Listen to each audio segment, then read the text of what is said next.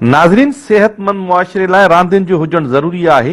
अहिड़ी हिक निशानेबाज़ी जी गेम अॻूणे एमएनए मरहूम नवाब शबीर अहमद चांडियो जी यादि में कंबर ज़िले जे जाबलू पट्टी वारे इलाइक़े कोट नवाब गरतल में थी, जंहिं में मुल्क जे मुख़्तलिफ़ हिसनि मां आयल 45 खां वधीक निशानेबाज़नि हिसो वरितो, जेकी 800 गज़ ते पंहिंजे निशाने ते टारगेट करे रहिया हुआ।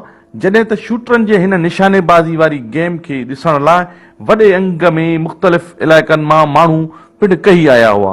अहिड़ी तरह हिन निशानेबाज़ी वारी इवेंट में सिंध जो वॾो वज़ीर सैयद मुराद अली शाह, सिंध असेंबली जो स्पीकर आगा सिराज दुरानी, निसार अहमद खोड़ो ऐं ॿिया अॻुवाण मौजूदु हुया, जेका गेम सुबुह खां शाम ताईं हलंदी रही। शूटरनि जे मुक़ाबले में पहिरीं पोज़ीशन पंजाब वासी उबैद इब्राहिम पंहिंजे नाले करे वरिती, जॾहिं त ॿी पोज़ीशन सरदार जमाल लिगारी, टीं पोज़ीशन मियां रफ़ीक हासिल कई, जिन खे सिंध जे वॾे वज़ीर सैयद मुराद अली शाह, आगा सिराज दुरानी, पीपीएमपी नवाब सरदार खान चांडियो इनाम तौर राइफलूं ॾिनियूं। उन मौक़े ते निशानेबाज़नि जे हिन इवेंट में हिसो वठंदड़ शूटरनि KTN न्यूज़ सां ॻाल्हाईंदे चयो त ये 8th लॉन्ग रेंज कंपटीशन है जो इधर गायबीडारो में हो रहा है और 8 साल से हम इस कंपटीशन में पार्टिसिपेट कर रहे हैं। ये पाकिस्तान का एक प्राइवेट कैपेसिटी के अंदर वाहिद एक कंपटीशन है जो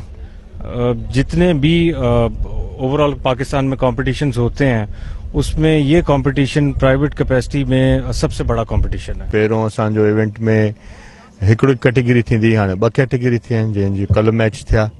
अल्हम्दुलिल्लाह उन्ही जी पार्टिसिपेंट को 80 माण्हू खां वधीक ई सॼे पाकिस्तान मां, फ्रंटियर जा हुया, बलूचिस्तान जा, कराची जा, असांजी सिंध जा, पंजाब मां दोस्त हुआ।